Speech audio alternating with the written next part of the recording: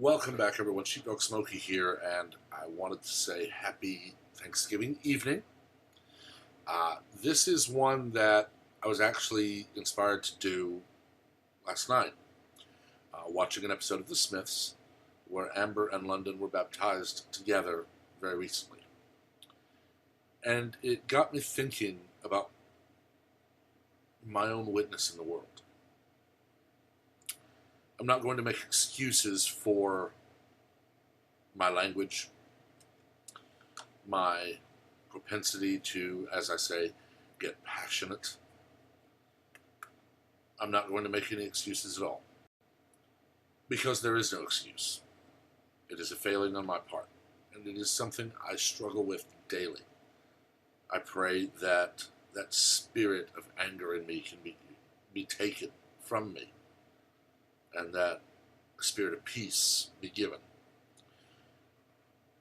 And it is, most of the time. Unfortunately, we live in a world full of temptation. And I fall to temptation. But it got me thinking, because baptism itself is the ultimate expression of your witness.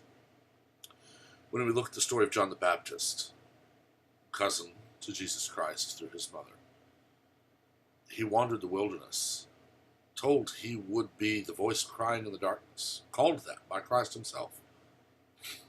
Christ came to him to be baptized. He was submerged and raised from the water. And we are called to do that, not because the water itself is magical, not because the act itself grants salvation. I can tell you from personal experience that I've spoken with people, and I have witnessed people, and I've talked to people who have done the same, where they will lead someone to pray for salvation. And that's all that has to be done. Simply ask. But Christ said, if you do not confess me to the world, I cannot confess you to the Father. He calls on us to openly demonstrate our faith.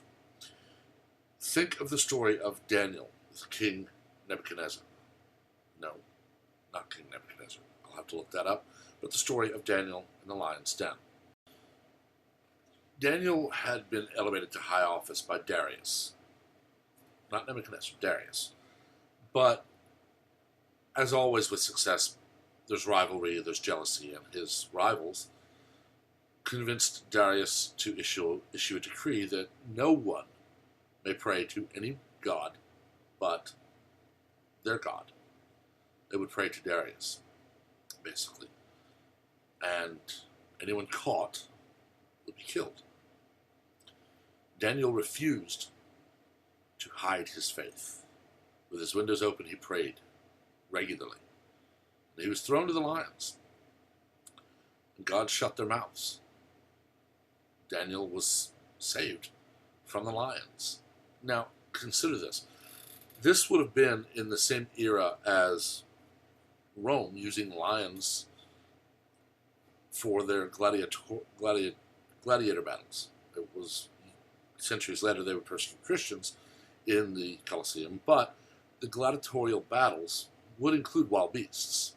And anyone using beasts like this would normally starve them for a day or two. They would be given water to stay hydrated, but they would be fed the bare minimum to stay alive. So they would be ravenous when released upon the person they were to kill. They didn't kill Daniel. This softened Darius' heart, and ultimately did lead to a witness from Daniel. But he was unwilling to stop confessing God before the world. This is where Christ said the same. If we are unwilling to confess Christ to the world, he is unable to confess us to the Father. And he calls on us to follow his example in baptism. Water baptism, the minister will lower you under the water, buried with Christ in baptism, raised to walk in a new way of life. I was baptized when I was about 5 years old. I honestly can't tell you if at 5 years old I truly understood what baptism was. Years later, during a youth camp, I rededicated my life. I prayed again. And I knew I had followed in the example of baptism, but I felt that calling to just bear myself to the throne again, and I did. And I have backslid, and I have failed, and I have sinned ever since, and I will continue to do so until taken home to paradise, because I am human. We are flawed creatures. I have had people get very angry with me for telling them that something they do is a sin. And it's very simple. Everyone on this planet who understands right from wrong, meaning everyone roughly 4 to 5 years old and older, is a sinner. We understand that lying is wrong, stealing is wrong, assaulting someone is wrong, all of these things, and we still do them because we are flawed creatures. We are sinful beings. Christ does not tell us, do not sin. Christ tells us to confess our sin. That in baptism it is washed away. And that by confessing our sin, and then by confessing our faith to the world, he confesses us to the Father and cleanses us. And that is what baptism is. It's why it is done in front of the body of the church.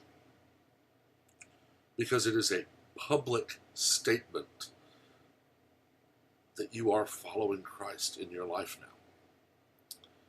I would include a video here, but YouTube has decided that everything is a strike on the channel. But there is a song by the Gaither Vocal Band called That's When the Angels Rejoice. And it is very poignant. When we finished the Golden Gate Bridge, when we won World War II and ended the tyranny of the Nazi regime over Europe, when the Berlin Wall fell and Germany was reunited, the angels didn't rejoice. But when someone repents, truly repents, follows a baptism, the angels rejoice. As the song said, when a sinner hears the Lord's voice, that's when the angels rejoice. I am very, very sorry for those times when I backslide and fail and I use language I shouldn't, or I use a name I shouldn't to describe someone. Because I'm not living the witness I should. And I pray every day for myself and for everyone else, all of my viewers, for my friends, my family, that all of us would be able to be that witness in the world that we need to be.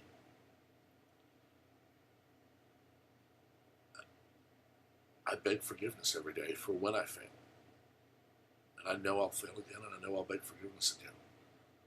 But it's very simple. When you turn from the world and you turn to Christ, and you follow him through baptism and you confess, he puts your sins as far as the east is from the west away from him. There is another video by a Christian singer named Carmen, and I forget the name of it. I believe it is called The Courtroom.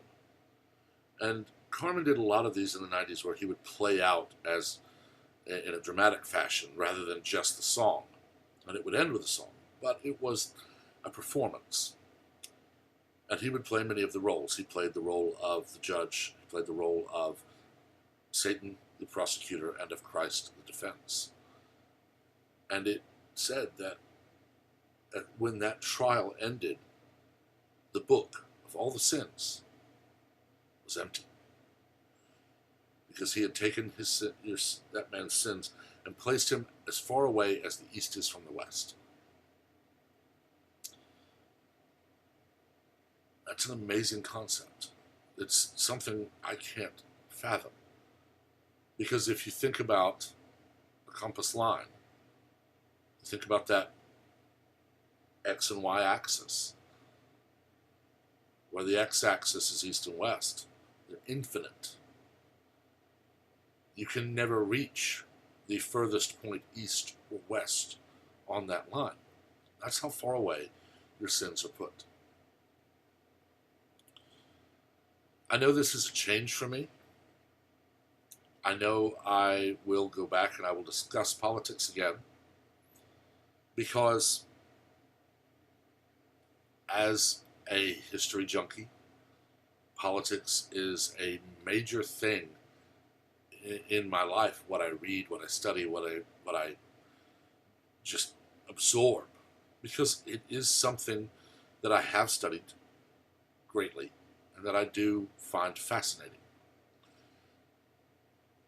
But I'm also going to be working on how I present myself. I would very much like to know your thoughts. As always, I would say be civil. We're not here, whether Christian or not, to berate each other, to rant and rail and call each other names. Especially as a Christian, I'm not. I will be happy to answer any question I can, and I'll tell you right now, I do not have all the answers. And I won't until it's irrelevant. But I have a lot of people that I can call on who know a lot more than I do. And I would be happy to find the answers to anything I can find the answer to. I pray that tomorrow you'll have a peaceful and calm day. I pray that you'll be able to relax and focus on being thankful for what we do have. Part of being thankful for what we do have, though, is being vigilant to keep it. And I would stress that we have to be ever vigilant, because there are powers and principalities roaming the world today, seeking to destroy everyone they can. Misery loves company, and those who are already cast out of heaven are dead set to drag as many souls as they can to hell with them. And I don't want that to be any of you. I know this has been a little heavier than normal, but it is something I felt led to do. And I'm not going to ignore those things. Definitely let me know what you think. As always, they'll be civil. We can discuss, dissent, debate, civilly as adults. As always, I would love for you to like and share the video to widen the conversation. I would love for you to subscribe and turn on those notifications so that videos like this that are not scheduled like my class time video, you're aware of. I am considering recording a video for each Sunday, as I will be restarting a devotional time in my life to dig into the Word. And I'm curious if that's something you'd be interested in. So let me know. Till next time, God bless and have a wonderful day.